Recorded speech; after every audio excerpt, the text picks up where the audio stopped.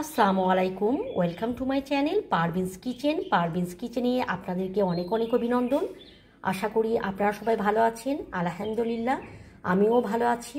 আজকে আমি আপনাদের সঙ্গে শেয়ার করতে চলেছি এগ ব্রেড কাবাব রেসিপি। কাবাব তো আপনারা অনেকেই অনেকভাবে তৈরি করে খেয়েছেন, কিন্তু এগ আর ব্রেড দিয়ে কি কখনো কাবাব তৈরি করে খেয়েছেন? যদি না খেয়ে থাকেন তাহলে আমার ভিডিওটা দেখতে থাকুন কিভাবে আমি আজকে আমার রেসিপি তৈরি করি।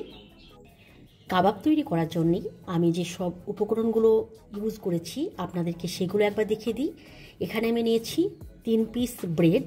ব্রেডের সাইডের অংশগুলো আমি বাদ দিয়ে দিয়েছি, মিডিলের অংশটা আমি নিয়ে নিয়েছি। যেহেতু সাইডের অংশটা ব্রেডের খুব শক্ত থাকে সেজন্য আমি এটাকে বাদ দিয়ে মিডিলের অংশটা নিয়ে নিয়েছি। তো দিয়ে দিলাম ব্রেড। 2টো বয়েল আলু নিয়েছি, এটা আমি প্রথমেই সেদ্ধ করে রেখেছিলাম, এখানে দিয়ে দিলাম। একটা বড় সাইজের আমি পেঁয়াজকে ছোট ছোট করে কেটে নিয়েছিলাম, এখানে দিয়ে দেবো। আমি এখানে 2টো সেদ্ধ ডিম নিয়েছি, এখানে দিয়ে দেবো। নিয়েছি কয়েকটা লঙ্কা, এটাকে আমি ছোট ছোট করে কেটে নিয়েছি, এখানে দিয়ে দেবো। কিছু পরিমাণ ধনের পাতা, এটাকেও আমি ছোট করে কেটে নিয়েছি, এখানে দিয়ে দেবো। স্বাদ অনুযায়ী দিয়ে দেবো লবণ। 1 চামচ দিয়ে দেবো কাবাব মশলা, 1 চামচ চিলি ফ্লেক্স, আর আমি দিয়ে দেবো 1 চামচ অরিগানো। বড় চামচের আমি 3 চামচ নিয়েছিলাম ব্রেড ক্রামস, আমি এখানে দিয়ে দেবো। আর আমি দিয়ে দেবো 2 চামচ কর্নফ্লাওয়ার। সমস্ত উপকরণ আমি দিয়ে দিয়েছি। এখন আমি হাতের সাহায্যে খুব ভালো করে এগুলোকে মেখে নেব। আমি আমার মতো পরিমাণ করে এটা তৈরি করলাম, আপনারা অবশ্যই চাইলে এটা কম বেশি করে নিতে পারেন।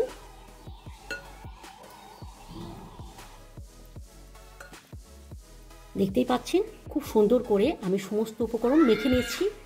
আমি হাতে সামান্য পরিমাণে সাদা তেল নিয়েছি।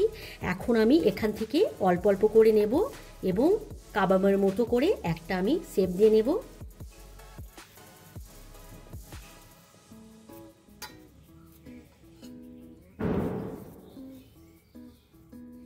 দেখুন, ঠিক এইভাবে আমি সবগুলো তৈরি করে নেব। আমি কিন্তু আমার মতো করে এটা তৈরি করলাম, আপনারা চাইলে যে কোনো আকারের এটা তৈরি করে নিতে পারেন।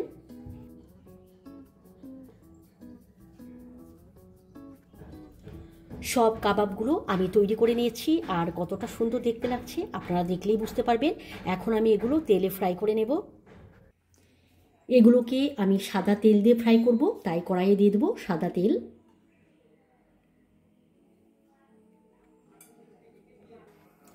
তেল প্রথমে আমি হাই ফ্লেমে গরম করে নেব, তারপরে কাবাবগুলো যখন ফ্রাই করব মিডিয়াম আছে আমি কাবাবগুলো ফ্রাই করব। তেল গরম হয়ে গেছে, এখন আমি এগুলো দিয়ে দেবো একটা একটা করে।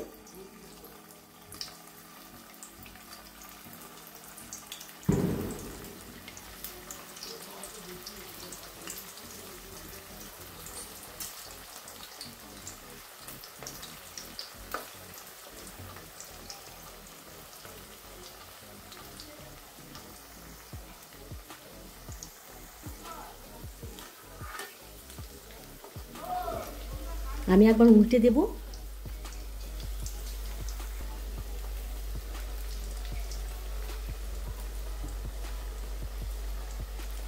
সবগুলো আমি একবার উল্টে দিলাম।